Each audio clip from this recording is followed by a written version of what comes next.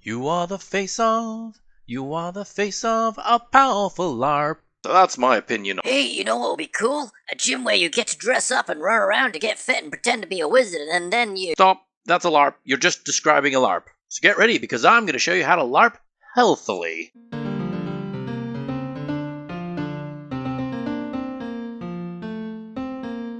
Last week we talked about muscly barbarians, so this week we're discussing how to become muscly barbarians, or muscly knights, rogues, wizards, or whatever.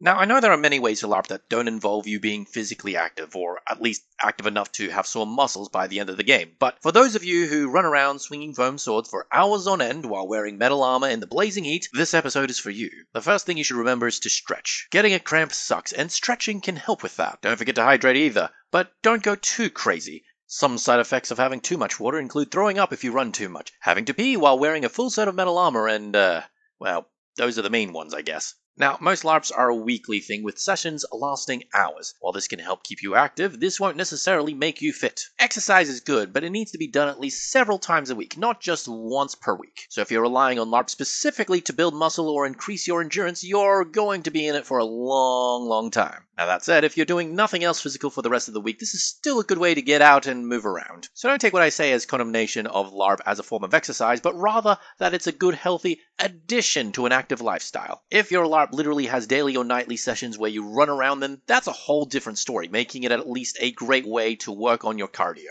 Now, unlike the gym, LARPs might have you wear heavy, sometimes restrictive exercise clothes that we personally call armor.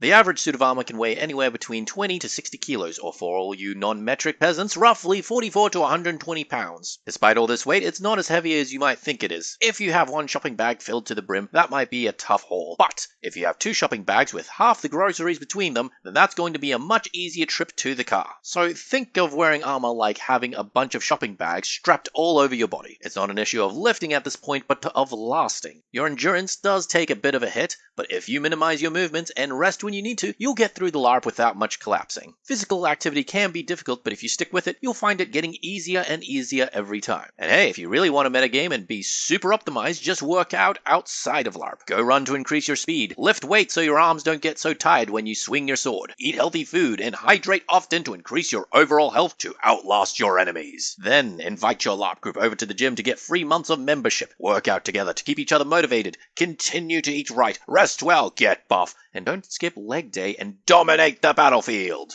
So now you know about fitness in LARP. You're welcome. Next week we're going to keep talking about getting strong, but in a different way. Can you guess the topic?